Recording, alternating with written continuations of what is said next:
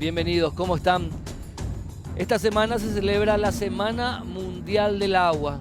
El agua es uno de los recursos vitales sin el cual el hombre, el ser humano, no podría existir, no podría subsistir. Sin embargo, en nuestro país el agua, el recurso natural por excelencia, es el que más está sufriendo, por un lado, el avance de sectores que buscan el lucro a costa de todo, y por el otro lado, por la ineficiencia en la ausencia de una política de Estado ambiental real, que por un lado le dé un papel diferente al Ministerio del Medio Ambiente, más allá del meramente administrativo que tiene hoy, fiscalizador también, darle un carácter incluso de alguna manera punitivo intensamente al Ministerio del Medio Ambiente, que parece que en muchas cosas solamente ve pasar, ve ocurrir el crimen ambiental. Y por el otro, darle muchísimas más herramientas punitivas, penales, al Ministerio Público a través de su unidad de combate al crimen ambiental. Porque por más que la tipificación hable de delitos ambientales, yo califico a cada acto contra el medio ambiente como un crimen. Como un crimen. Hasta incluso una estrella internacional de Hollywood, nada más y nada menos que Leonardo DiCaprio, él tuvo que escribir en su cuenta personal sobre lo que ocurrió en la laguna Cerro de Limpio, en donde la empresa que contaminó esa laguna no se contentó con hacer un camino en medio de la laguna, partiéndola en dos, sino a continuación la contaminó terriblemente. Y al dueño de esa empresa, al responsable que hizo ese crimen ambiental, ¿cómo hay que tratar? ¿De qué manera hay que tratar? Como un criminal, no como un simple delincuente que tiene un castigo penal mínimo que lo puede modificar por una multa o hasta incluso con una irrisoria sanción administrativa. Necesitamos en esta Semana Mundial del Agua ser conscientes de que el hombre no va a poder subsistir comiendo dinero, que el hombre no va a poder subsistir más allá de unos poquísimos días sin agua. Necesitamos en el Paraguay, por un lado, una política de Estado real que proteja realmente nuestro medio ambiente y una fiscalía capaz de llevar a la cárcel y por muchos años a quienes cometen crímenes ambientales. Hasta que eso no ocurra, seguiremos observando de manera impávida cómo de forma impune se sigue matando a nuestra naturaleza. Ni más ni menos. A la vuelta del corte, el primer tema del día de hoy.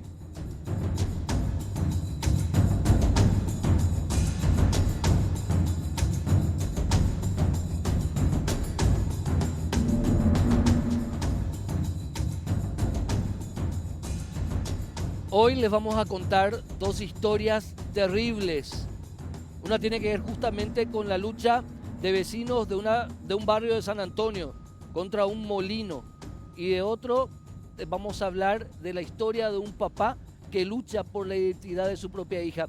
Pero ahora le vamos a hablar de algo que nos devuelve al día 26 de abril de 1991, cuando el distinguido periodista Santiago Leguizamón salía de su programa diario en una radio de la capital de La Mambaya, ahí en Pedro Juan Caballero, para ir rumbo con su guardia privado al festejo por el Día del Periodista.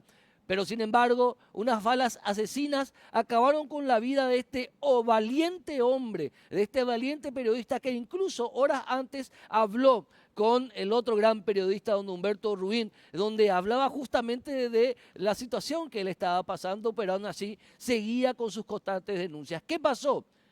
El Estado paraguayo, para la Comisión Interamericana de Derechos Humanos, en un expediente abierto al respecto, ha indicado y ha elevado un informe a la Corte Interamericana de Derechos Humanos, en donde responsabiliza al Estado paraguayo de la muerte de Santiago Leguizamón. Hoy nos acompaña la querida doctora Alejandra Peralta, magíster y especialista en derechos humanos. ¿Cómo estás, doctora Peralta? Bienvenida. ¿Cómo estás, Héctor? Muchas gracias por la invitación. Feliz de estar acá de vuelta contigo en tu programa.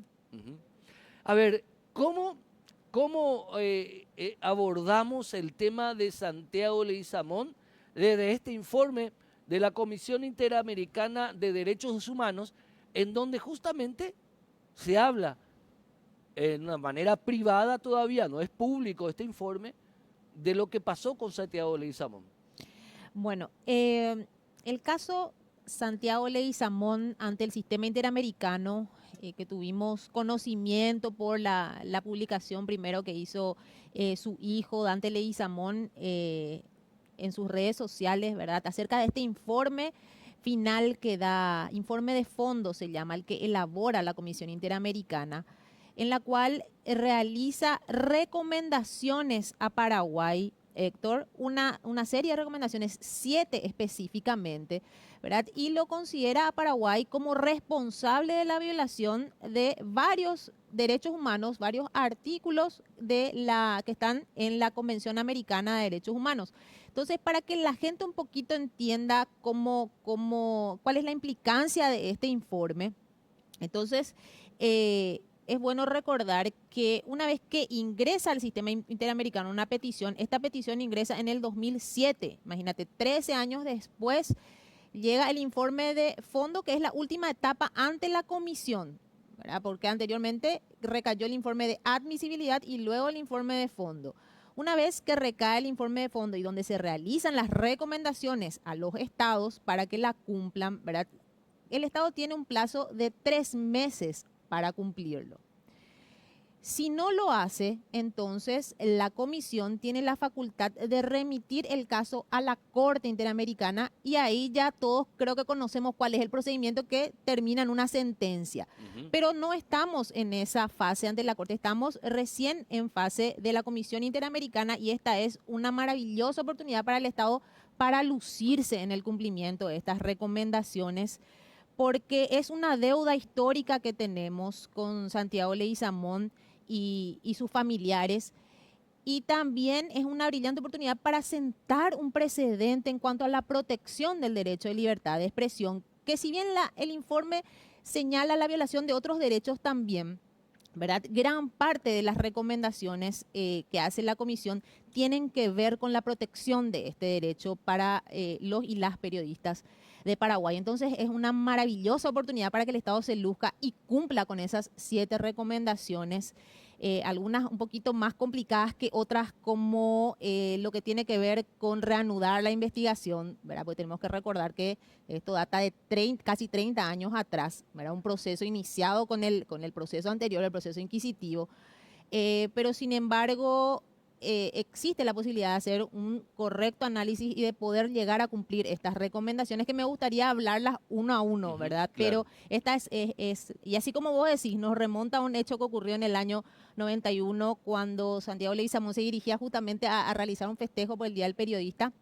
y allí es abordado por 3 personas que descienden de un vehículo Volkswagen y atentan contra su vida produciéndole 21 disparos de arma de fuego. Lo acribillaron a Santiago. Y bueno, se realizó una investigación que finalmente no pudo llegar a los responsables finalmente, que es lo que la comisión también señala en gran parte de su informe. Como vos dijiste, esto no es público. ¿Por qué no es público? Porque el propio estatuto de la Comisión Interamericana dice que el informe solo puede ser publicado cuando el Estado cumpla con esas recomendaciones, porque caso contrario esto pasa a la Corte y allí se tramita otro proceso. Como recordarás también, por ejemplo, en el caso de Ronnie Martí, que el Estado dijo, no, estas recomendaciones que hace la Comisión no las vamos a cumplir porque el Estado no se considera Ahí el Estado responsable. era como siempre en el Claro. Estado denunciado, obviamente. Exactamente, el Estado en todos estos procesos es el Estado del Siempre el denunciado, denunciado, ¿verdad? claro. Exacto. Pero en ese caso dijo no vamos a cumplir. Pero en este y en los otros casos, porque tenemos a la actualidad, tenemos 9 sentencias de la Corte, ¿verdad?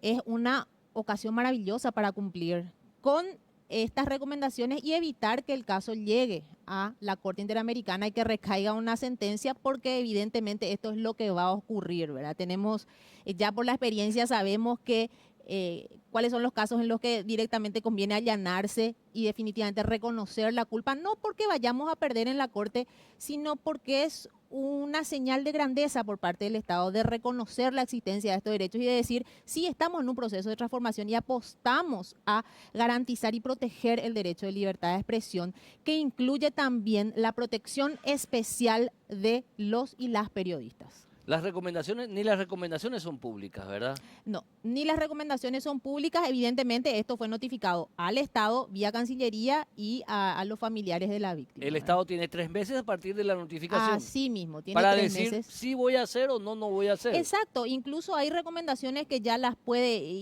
ir cumpliendo, ¿verdad? Que tienen que ver con la capacitación en materia de libertad de expresión, que realmente falta mucho, pero mucho bajar e intensificar capacitación a operadores del sistema de justicia sobre libertad de expresión. También. Pero a ver, ahí la comisión un poquito hierra, porque acá fue la mafia que le mató, no le mató, no, fueron 3 soldados de un gran capo narco, un gran, por decirlo, un poderoso capo narco de la zona, que según cuentan, cuando el sobrino va y le dice, hice esto, el sobrino le dice, me fundiste la vida. Cuentan eso, en el submundo cuentan que esa fue la reacción de este señor. Todavía vivo, muy poderoso, todavía vivo.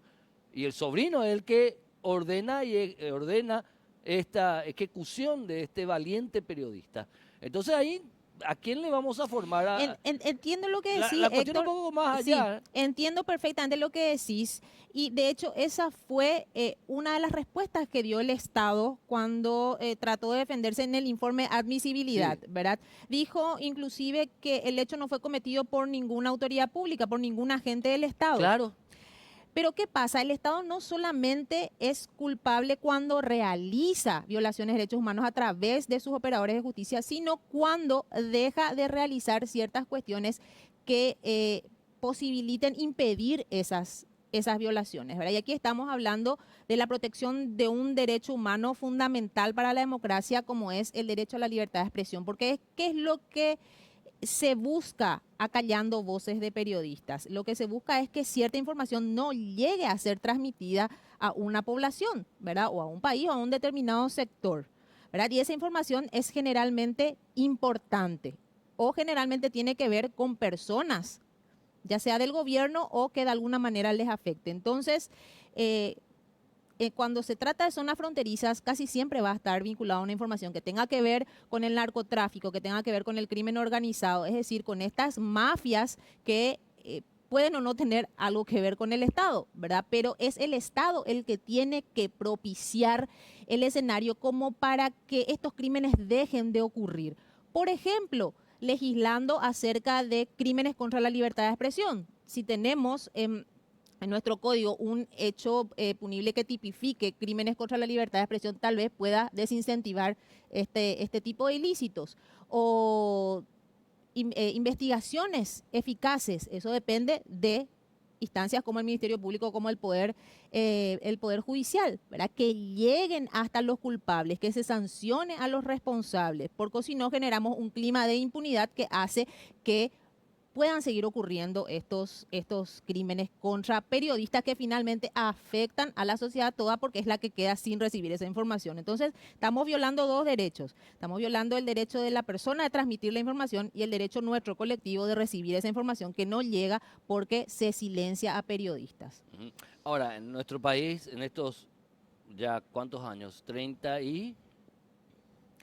Ya van a ser cuántos años ya. ¿De democracia? No, el asesinato del asesinato, y van a ser 30 años desde el 91. 30 años. Han muerto otros periodistas. Así es. O sea, acá en nuestro país, la mafia, no, el narcotráfico coapta o trata de extorsiona, pero no mata periodistas. Pero donde sabemos que si el Estado no garantiza la libertad de expresión con, digamos, leyes más duras, donde sabemos si no podemos llegar a lo que pasa en México. En México, la profesión más peligrosa de ejercer hoy día es la de periodista. Así mismo. Es más, la Corte Interamericana ya ha dicho en su sentencia que el periodista lleva en sí, en su persona, la democracia, porque decide llevar la libertad de expresión de manera remunerada y de manera constante a través del ejercicio de su labor periodística, ¿verdad? Pero es el que hace posible la democracia y lo lleva en su persona. Ujú. Eso ya lo ha dicho justamente en la sentencia Fontevecchi y D'Amico contra la Argentina, ¿verdad? Y en otras sentencias más también. Pero existen básicamente tres formas por las cuales el Estado puede garantizar la protección de los y las periodistas, que es la prevención, evitar que estos crímenes ocurran, ¿verdad? Como por ejemplo la modificación legal o como por ejemplo cuidar el discurso también, el discurso del gobierno que muchas veces tiende a No volver más solivi- vulnerables. claro, no le ponga en contra de, o sea, Exactamente, cuidando el discurso. sí. Luego, a través de la protección, ¿verdad? Si no podemos prevenir las amenazas y el hostigamiento, por lo menos vamos a protegerlos. La segunda fase, ¿cómo lo protegemos? Generando un sistema de protección de periodistas, ¿verdad? En Paraguay tenemos una mesa que trabaja de manera coordinada entre instituciones para otorgar protección a periodistas, pero Especialmente en la zona fronteriza. Yo sí, voy a decir, acá es fácil hacer prensa. Es fácil hacer exacto. prensa acá en Asunción. ¿Dónde hace prensa? En el Alto Paraná, la zona de Capitambado, en el propio Pedro Juan Caballero, en la zona de, a ver, ahí no me acuerdo otras zonas donde es complicado el tema. No es joda, ¿eh? No Así es es, joda. así es, O anda así a es. hablar, o anda a hacer prensa contra los combustibleros, los ordeñadores de combustible allá en el Ñembucú, en Pilar. Vamos a ver cómo quedas. Por eso, Ya nosotros, vimos cómo lo que le pasó a la persona que trató de hablar hace poco, ¿verdad? sí, En un caso así. Es decir, que al periodista el sicariato está a la orden del día. al periodista lo amenazaron, ¿eh? Así es. Lo amenazaron a ese querido colega. Fue amenazado. Eso se sabe, entre nosotros se sabe. Entonces es ahí donde debe intervenir el sistema de protección de periodistas, ¿verdad? Y de manera individual para cada caso, porque tal vez algunos decidan replegarse de su labor por un tiempo y otros digan, no, necesito trabajar. ¿Verdad? Pues de esto se alimenta mi familia. Entonces cada caso en particular debe ser atendido generando protocolos adecuados para eso. Y finalmente, cuando ocurre una muerte, ¿verdad? Ya no pudimos prevenir, ya no pudimos proteger y la muerte ocurrió, entonces tenemos que llegar a través de un debido proceso a sanciones ejemplares, como por ejemplo en el caso de Pablo Medina, Sí. ¿verdad? Que fue una sentencia, bueno, histórica realmente para Paraguay. Entonces, Y en un esa esfuerzo misma, enorme un de esfuerzo gente del enorme, Ministerio Público y de gente de la policía con así mismo. colaboración del Brasil, que le agarraron al que ordenó la muerte de Pablo Medina. Sí, ese fue un ejemplo realmente de cómo llevar un juicio, ¿verdad? Con esa perspectiva, porque no son juicios, digamos, o procesos comunes de No, un homicidio doloso nomás, vamos a decir entre comillas, ¿verdad? Porque evidentemente todo homicidio es bastante grave, pero tienen sus particularidades. Y generalmente lo primero que hacen es querer desviar o por problemas de falda o por problemas de juego, no le mataron por una deuda que tenía, cosas así. Entonces no se llegan a agotar las hipótesis. Y eso justamente dice la Comisión Interamericana también en su informe, que una investigación eficaz tiene que agotar todas las hipótesis, ¿verdad? Y comenzando con que fue un homicidio o un crimen contra la libertad de expresión. porque hay que recordar lo que le pasó a Santiago Leguizamón. Santiago Leguizamón, él hacía denuncias públicas sobre lo que podría pasar con él. Él Así hacía es. denuncias públicas, las amenazas eran hasta públicas incluso.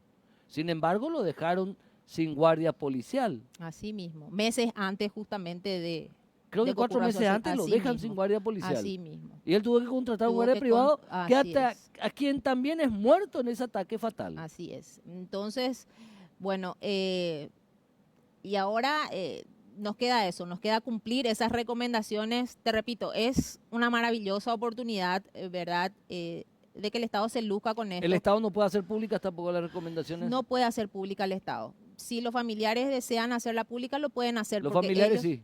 ellos y el Estado fueron notificados, ¿verdad? Pero no, es un documento que tiene 30 páginas y hace un análisis extensivo sobre cada uno de estos derechos. La violación al artículo 4, derecho a la vida, el artículo 5, la integridad personal de Santiago, el artículo 8, las garantías del debido proceso, por esto que te estoy diciendo, porque cuando hablamos de crímenes de periodistas también tenemos ciertas particularidades, como agotar la hipótesis de que fue un homicidio por estas razones, protección judicial, que es el 25, y por supuesto el artículo 13, el derecho a la libertad de expresión, que también tiene todo un catálogo de particularidades que tienen que ser bajadas a través de la capacitación definitivamente a los operadores de justicia. Como por ejemplo, Héctor, cosas comunes que vemos todos los días, que es el abuso del derecho penal, por ejemplo, para, por parte de funcionarios públicos utilizando los tipos penales de difamación y calumnia, ¿verdad? Cuando ya tenemos toda una doctrina y estándares internacionales, tanto de la Corte como de la Comisión, y las relatorías especiales de libertad de expresión, que dice que el uso del derecho penal en estos casos, cuando se trata de funcionarios públicos o de informaciones de interés público, son abusivas, ¿verdad? Pero Nos no quedaría hay, la pero vía del también hay derecho que civil. decir, nuestro trabajo es muy serio y tiene que ser hecho con seriedad. No hay delitos de prensa, pero sí hay delitos cometidos a través de la prensa. Por eso nosotros tenemos que ser muy rigurosos. Así mismo. Doctora Alejandra Peralta, muchas gracias, querida. Por nada, a las órdenes siempre. Bueno, Gracias a vos. hay que aclarar que quisimos hablar con Dante Leguizamón. Dante Leguizamón es el hijo de Santiago. Dante hoy día es comisionado, uno de los comisionados del Mecanismo Nacional de Prevención de la Tortura. Él viajó, creo que a la zona del Alto Paraná por esta investigación que se está haciendo sobre torturas cometidas presuntamente por efectivos de la Marina ahí en Alto Paraná, en Ciudad del Este, contra ciudadanos que se habían manifestado tiempo atrás. A la vuelta del corte, continuamos con más Causa Justa.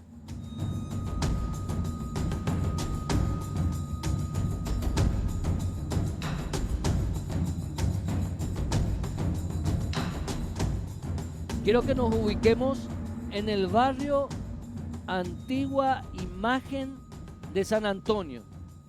Es un barrio de gente muy trabajadora. Hace un tiempito atrás se instala ahí un molino, más que molino, un procesador sería, ¿verdad? Se instala y esta industria comienza a lanzar un polvillo, cada vez de manera más insistente.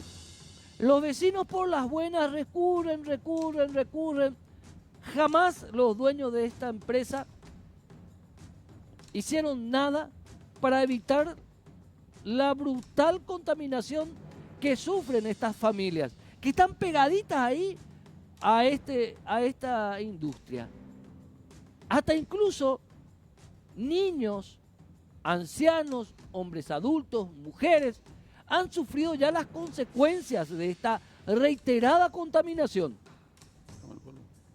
No lo digo yo, lo dicen los certificados médicos que se han expedido y que han demostrado que hasta incluso hay polvo dentro de los pulmones de esta pobre gente. ¿Qué hizo un juez? Porque se dice, hay que recurrir al auxilio de la justicia. Bueno, un abogado recurre al auxilio de la justicia y el juez le dice, no, venga el lunes. Literal. No les hace caso, rechaza el amparo, a pesar de las evidencias de lo que están sufriendo estas personas. Nos acompañan el doctor Diego Lanzac, que en este caso representa a estas familias, y Cristian Cristaldo, quien es parte de esta comisión vecinal, de este grupo de personas, de familias, de compatriotas, que lo único que quieren es vivir dignamente y que no les estén envenenando todos los días, los 7 días de la semana, las 24 horas de cada día, de manera impune. Eso es lo que piden, vivir dignamente. La justicia le dijo, un juez le dijo, no, venga el lunes. Cristian Cristaldo, Diego Lanzac, muchísimas gracias por estar con nosotros. No sé si hice un acotado resumen de la trágica historia que sufren ustedes. Quiero comenzar con Cristian, ¿te parece, Diego? Contigo la parte jurídica. Cristian, ¿qué están padeciendo ustedes o lo que están padeciendo ustedes hace tanto tiempo ya?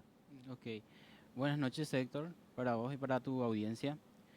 Es así como estás indicando. Nosotros hace mucho tiempo estamos conviviendo con esta problemática.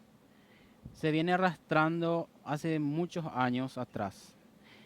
En principio no era tanto, pero más o menos a partir del 2015 se agravó más el tema.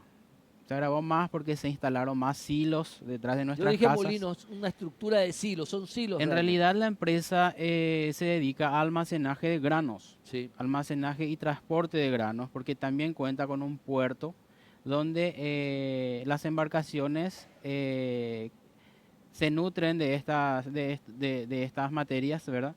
Y lo trasladan. ujú, Entonces, en estos silos llegan los granos, se almacenan y luego se transporta. ujú. Ahora bien, el sistema es el siguiente. Vienen camiones de gran porte cargando estos granos, ya sean de trigo, de soja o de otra especie. Entonces, vienen, descargan en los silos para almacenar y luego del silo llega a la barcaza. Así es el transporte de la Claro. materia prima, ¿verdad? Bueno, entonces estas operaciones de tanto de los camiones que van llegando, del almacenaje y su posterior transbordo a las embarcaciones ocasionan estos polvillos salgan volando, ¿verdad? Y lleguen hasta nuestras casas. Nosotros estamos tan cerca de la empresa, o sea, en realidad la empresa se instaló tan cerca de El barrio nuestra. estaba antes, Claro, nosotros hace 50 años que estamos, o sea, mis padres, tu ¿verdad? familia. Son uno de los pobladores más antiguos, junto con otra gente, ¿verdad? Y me cuentan ellos que después de un tiempo llegan ellos, ¿verdad? En aquel entonces llamado Jical S.A., se instala y empieza a trabajar. No era tal el daño, el efecto, porque ellos estaban, digamos, mucho más en el fondo de nuestras casas. Sí. Sin embargo, con el correr de los años, ellos vinieron y se instalaron muy pegados a nuestras casas. Con decirte, Héctor, que solamente una muralla divide mi casa del silo que está detrás. Sí. La tuya y Entonces, de varias otras claro, familias. un ejemplo te doy de mi casa, de mi vivienda, ¿verdad? Bueno, entonces, ¿qué pasa? Se producen varias molestias. El polvo, que no solamente causa molestia en cuanto a mantener limpia la casa, sino que también está provocando muchos problemas respiratorios a la gente, especialmente alérgica. Ujú. Entonces, fueron, digamos, agravándose los casos, los temas, los problemas, a los que también se le suman las alimañas, la polución sonora que ocasiona tanto los camiones que van llegando con la carga, como también las maquinarias propias Del de la silo, planta, de la ¿verdad? planta de Sí, de la silo. planta de silos. Perfecto. Entonces, esta serie de molestias, hace rato vivimos nosotros y tratamos de dialogar mucho tiempo antes de llegar en este punto que Sí. estamos ahora ya con una demanda. Tratamos de comunicarnos con los dueños. En principio logramos, pero no hicieron caso, no hicieron caso. Después, el año pasado, por fin conseguimos reunirnos con ellos.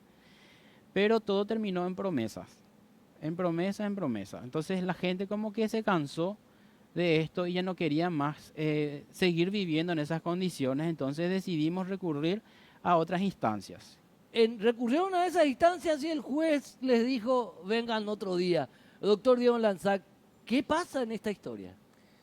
Bueno, en primer lugar, muchas gracias, Héctor, por la invitación. Eh, Vos sabés que no encuentro palabras, ¿verdad? Porque el hecho de que el juez no haya encontrado urgencia en una cantidad de certificados médicos, Para rebobinar, ustedes plantearon planteamos un amparo un amparo para que cese las actividades de la empresa. como medida cautelar. Sí. No encontró urgencia. ¿Quién es el juez? Atilio Rodríguez, juez de garantía de Fernando de la Mora. Sí. Cuando accedemos nosotros a la fundamentación de el por qué no encuentra urgencia, cita en sus argumentos, en su considerando, partes del libro de Casco Pagano, Sí. donde agrede, cambia el texto. ¿Cómo le cambia el texto? Cambia el texto. Él dice que, que hay que recurrir a las vías administrativas Sí. posteriormente. Anteriormente, salvo que sea un particular y sea una cuestión de salud. Sí, eso Esa dice parte Casco borró. Pagano. Eso borró él. Eso borró. Sí, él tiene su propia versión del libro. Y si me permitís, Héctor, Sí. yo no quiero que crean en el escrito del amparo que presentamos. Yo no creo, ni siquiera quiero que crean en los 46 certificados médicos presentados, todos con los mismos problemas respiratorios. ¿Qué problemas respiratorios presenta estos vecinos? Problemas respiratorios e inclusive emanados de un centro de salud público. Sí. Inclusive el médico que cita, que hace ese certificado, encuentra esto. Acerca un poquito la cámara, por favor. Esto es, y perdona a la gente de limpieza del canal, Sí. esto es lo que la gente respira todos los días. Me estás jodiendo. Esto es de hoy. Esto es lo que ellos están respirando todos los días. Esto es lo que encuentran en sus mucosas nasales. Esto es lo que encuentran en el pulmón. Y a esto, el juez Atilio Rodríguez y la Cámara, que confirma la resolución del juez, les parece que no es urgente, que no vale la pena parar la pelota, parar un poco la actividad, poner en la salud en primer lugar y decir, señores, hagamos lo que tengamos que hacer para que los pobladores del barrio Antigua Imagen de San Antonio no sigan respirando esto. O sea, yo ni voy a decir más nada. Eso es lo que Esto respiran. es lo que ellos respiran todos los días. los 7 días a la semana. Y acá no hay urgencia. Para el En juez la Atilio salud, Rodríguez. en la salud de muchas familias de Antigua Imagen de San Antonio, no es urgente para el juez que respiren esto. ¿Quiénes son los miembros de la Cámara de Apelación que le dijeron al juez Atilio Rodríguez que, varió lo que quería decir Casco Pagano y no, obvió lo que quería decir Casco Pagano? Estaba la doctora Daniel. Realmente hoy notificaron y Sí. nos avisaron que notificaron. Todavía no tengo considerando, pero ya sabemos O sea que que la justicia paraguaya, en este caso, el juez Atilio Rodríguez de Fernando de la Mora Y la y la Cámara de Cámara de San- Apelaciones de San que está Lorenzo. con sede en San Lorenzo, le dijo a los vecinos del barrio Antigua Imagen de San Antonio, mostrame la imagen por favor, Acá está. que respiran eso. Y discúlpame si me muevo, disculpe la directora de cámaras. Miren, esto, a ver si me pone, esto respiran, esto, juez Atilio Rodríguez, juez Atilio Rodríguez, Cámara de Apelación, voy a saber los nombres de los miembros de la Cámara de Apelación, voy a saber, esto respiran todos los días los vecinos del barrio Antigua Imagen de San Antonio y la justicia paraguaya, a quienes estos vecinos recurrieron, la justicia paraguaya le dio la espalda. Estos 4 magistrados, quiero saber, ya sé quién es el juez Atilio Rodríguez, por favor decime quiénes son los miembros de la Cámara de Apelación Te voy a pasar. que confirmaron el rechazo del amparo constitucional presentado por los vecinos del barrio San Antonio. ¿Qué quiere? ¿Qué quiere el juez Atilio Rodríguez? Que esta pobre gente vaya y queme los hilos. Miren lo que voy a volver, pero y disculpen, no quiero decir una grosería, pero se puede ir a la puta la justicia paraguaya con esta clase de representantes. ¿Qué quieren ustedes que nosotros hagamos como ciudadanos cuando recurrimos a ustedes? No quiero hacer apología del delito, pero me enerva esto. Esta pobre gente respira todos los días. Y esa es la respuesta de la justicia paraguaya. Esta es la respuesta de la justicia paraguaya. Disculpen que me exaspere. No, realmente, Disculpen que me exaspere, pero no se puede tolerar más una justicia a la cual se pide auxilio y esa justicia le da la espalda, carajo. Y disculpen que me exaspere, pero juez Atilio Rodríguez, esta miembro de la Cámara de Apelación, quiero saber quiénes son. Tratá de averiguarme ahora mismo, Sí. quiero dar sus nombres. Pero no se puede, miren lo que esta pobre gente respira. Están las imágenes del certificado. Miren, esos son los certificados médicos que se presentaron en el amparo. Ellos son, e incluso el médico que le atendió a estas 46 personas afectadas, dice que en el cuerpo, en el interior de los pulmones, de las mucosas de esta gente, se ha encontrado, ¿saben qué? Polvo original, químico, polvo. ¿Qué es original? Polvo químico, no es transgénico. Es transgénico. Polvo transgénico. Disculpen, no me suelo Lourdes, exasperar. Lourdes Cardoso. Ahí está, de estos son los miembros de la Velázquez, Cámara de Apelación. Disculpen. María Teresa González de Daniel. Sí, y no decime sé, otra vez los nombres. Lourdes Cardoso de Sí. Velázquez, María Teresa González de Daniel Sí. y el doctor Villalba Martínez. Doctor Villalba Martínez. Fabricio parece que dice.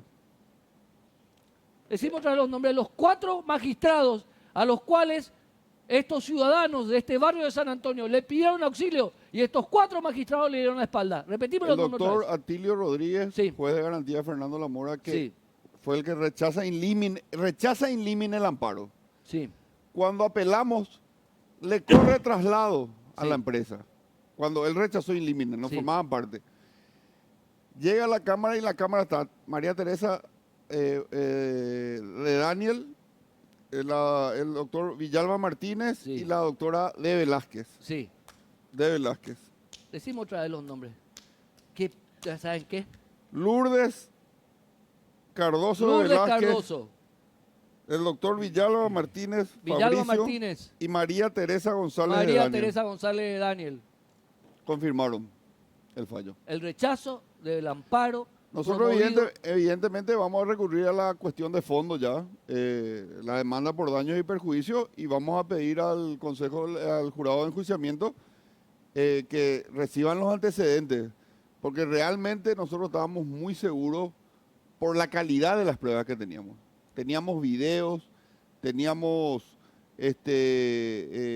y teníamos los certificados médicos. Y todo, Héctor, calcado.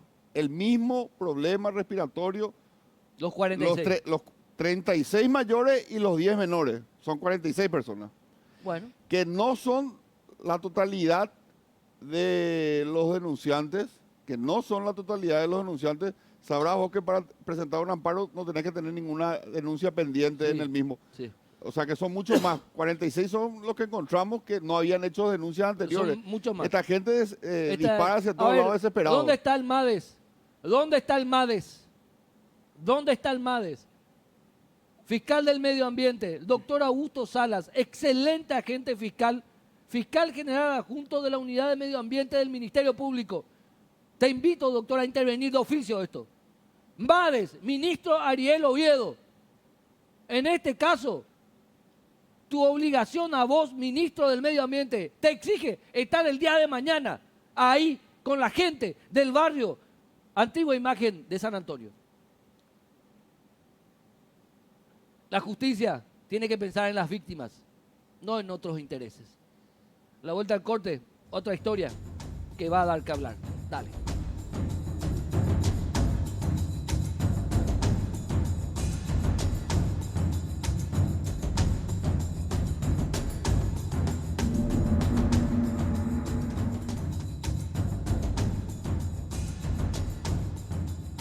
¿Qué pasaría si usted un día, padre de familia, separado de la madre de su única hija, va a la escuela para retirarle a su hija y la directora de la escuela le dice, usted ya no es más el padre de esta nena? Eso le pasó a un hombre y eso dio pie a un proceso en donde finalmente se condenó a 2 personas por haber fraguado toda la identidad de en ese entonces una menor de edad. ¿Qué pasa? Ese caso en donde hubo confesión del hecho de la comisión de este delito va a quedar probablemente prescripto, por ende sin sanción real. Doctor Luis Jiménez, ¿cómo está? ¿Cómo anda, querido? ¿Cómo anda? ¿Qué tal, Héctor? Muy buenas noches. Contame este caso en donde estás como abogado querellante. Así es, te cuento, es un caso muy sui generis. Sí, Sui generis en el sentido de que generalmente nosotros los profesionales del derecho somos los que tendríamos que trabajar para hacer justicia. sí, En este caso, el hecho punible o los hechos punibles fueron cometidos por 2 profesionales del derecho. sí, Uno, una persona de nombre María Carolina Vázquez Recalde y su actual pareja, el señor Ricardo Ruiz Díaz Aguilera. sí, Te hago una breve síntesis de los hechos. Mi mandante mantuvo una relación de pareja con la hoy condenada la señora María Carolina Vázquez durante un tiempo aproximado de 15 años. Fruto de esa relación, tienen una hija. Por desavenencias propias, la relación terminó en el año 2008. Te pido que no vuelvas a mencionar nombres, por favor, en especial de la mujer, porque la mujer es la madre de la señorita hoy día, por favor. Correcto. Ujú. Fruto de la relación que mantuvieron, como te dije, de más de 15 años, nace una menor. Obviamente, ambas personas, tanto el padre como la madre, el padre en este caso mi mandante, lo reconocen como corresponde en derecho. En el 2008, la relación entre ellos culmina, llega a su fin. Desavenencias propias normales de un distanciamiento hacen que mi mandante no pueda relacionarse frecuentemente con su hija. Entonces él encuentra como una forma de paliar eso, el de acercarse a la institución donde está su hija En la escuela. en la escuela para poder al menos relacionarse un par de minutos con ella. Pero grande fue su sorpresa cuando en octubre del 2008 llega a la institución queriendo hablar con su hija y se acerca a la directora de dicha institución y le dice que tenía que conversar de un tema con ella. Le lleva a la dirección y le comenta, señor, yo le comento que su expareja y su actual pareja presentaron unos documentos originales, entiéndase, certificado de nacimiento original y una cédula de identidad autenticada en el cual constan que usted ya no es el padre de la menor. Increíble. ¿Y después? Y mi cliente, extrañado por supuesto por dicha noticia, se acerca a la unidad fiscal de turno y hace la denuncia pertinente. Sí.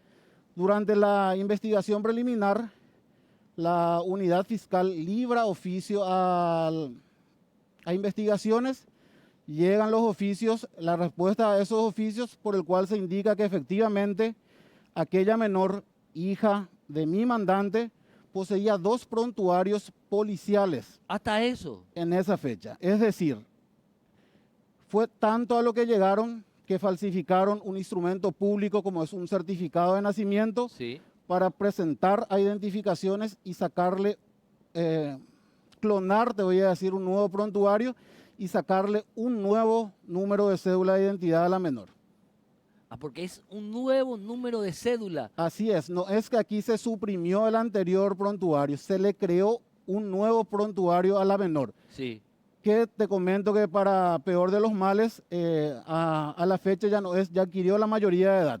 Ujú. Es decir, que ahora mismo existe una ciudadana paraguaya con 2 identidades, con 2 números de cédulas transitando por la República del Paraguay. Esta ciudadana tiene el nombre de su papá biológico, el apellido, perdón, de su papá biológico, pero también tiene el apellido de la actual pareja de su mamá. Así mismo, en una cédula de identidad cuenta con sus 2 nombres, elegidos por el padre, por mi mandante y por Sí. la madre, con su apellido y con el apellido materno. En la otra cédula de identidad mantuvo los 2 nombres, pero ya con el apellido paterno de la nueva pareja de la persona que andaba con mi cliente y el apellido materno. Una locura. Una locura total. Ellos fueron llevados a juicio oral. ¿Por qué tipo de Fueron delito? llevados a juicio oral por producción mediata de documentos de contenido falso y el uso de dichos documentos. Sí. En un juicio oral y público, en el 2014, un tribunal colegiado de sentencia los encontró culpables de dichos hechos punibles. Y en tal sentido, ambos fueron condenados a la pena privativa de libertad de 2 años y 8 meses. Y eso fue confirmado en segunda instancia. Fue apelado por los que fueron condenados y la Cámara de Apelaciones en el 2017, a más de 3 años, redujo la condena que le había impuesto el Tribunal Colegiado de Sentencia a la pena de 2 años con suspensión de la ejecución de la condena, con un fallo en disidencia, porque uno de los camaristas indicó que la presentación del recurso de apelación especial fue presentado en forma extemporánea. Fue en Asunción, fue eso. Fue en Asunción. Podemos, por lo menos, como es mayor edad, podemos decir el nombre no podemos decir porque es una cuestión de identidad de ella también. Así es. ¿Verdad? Pero seguro también se le podría estigmatizar. Pero es un delito y estas personas, incluso en el juicio, creo que confesaron, admitieron los hechos. En juicio, como un medio de defensa, la señora utilizó o indicó que cuando ella estaba en pareja aún con mi mandante, ya mantenía una relación con su actual pareja. Sí. Entonces a ella siempre le quedó la duda de si la hija que concibió era de mi mandante o era de quien hoy día es su actual pareja. Ese fue el medio de defensa que ellos utilizaron en el marco del juicio Ahí oral. no hacía falta, no se hizo prueba de ADN nunca. Jamás se hizo prueba de ADN. El cambio de identidad que sufrió la menor fue solamente por el arrebato de estos dos profesionales del derecho que a su antojo hicieron todo esto. Una locura. Esto está en la corte. Una locura. Y lo preocupante de esto es que la causa se inicia, o el hecho punible, mi mandante, se entera en octubre del 2010. Sí. Estamos hablando de hechos punibles cuya expectativa de pena son de hasta 5 años. En ese caso, por el doble del plazo, como dice la ley, prescribirían a los 10 años. Sí. Entonces, a la fecha estaríamos a poco menos de 2 meses para que la causa prescriba, si es que la Sala Penal de la Corte Suprema de Justicia no dicta la resolución que en derecho corresponda. O sea, un hecho en donde una ciudadana paraguaya sufrió una de las cuestiones peores que se puede cometer contra un humano es alterarle la identidad. Le alteraron la identidad, su propia mamá Sí. y la pareja de su mamá le alteraron la identidad. Y esta chica tiene hoy 2 identidades. Está en la mano de la Sala Penal hacer de que estos 2 abogados no queden impunes, ¿verdad? ¿Qué finalmente piden, doctor, por favor, para cerrar? Yo particularmente sigo teniéndole fe a la Corte y me imagino que ellos tienen presente las fechas de prescripción de cada causa, incluyendo esta. Sí. Como te digo, tengo la esperanza de que antes de que transcurra el plazo de prescripción, efectivamente resuelvan conforme a derecho. Bueno, muchísimas gracias, doctor. Vamos a continuar siguiendo este caso. No puede ser que un caso así quede impune. No puede ser que en un arrebato 2 abogados auxiliares de la justicia hagan nada más y nada menos que alterar la identidad de una menor de edad en ese entonces y hoy una joven señorita. No puede quedar, señores de la Sala Penal de la Corte Suprema de Justicia, este hecho no puede ser o no puede quedar impune mejor. Acordémonos que el derecho de la identidad es uno de los derechos inalienables. Es un derecho humano, el derecho de la identidad. No se puede jugar con eso, realmente. Debe haber acá castigo, debe haber acá sanción. No puede haber impunidad. Ojalá que no haya impunidad. Doctor, muchísimas gracias, querido. Gracias por la invitación. Dale, hasta luego. Hasta Nos luego. encontramos en una próxima edición de Causa Justa. Como siempre, un verdadero placer. Chao.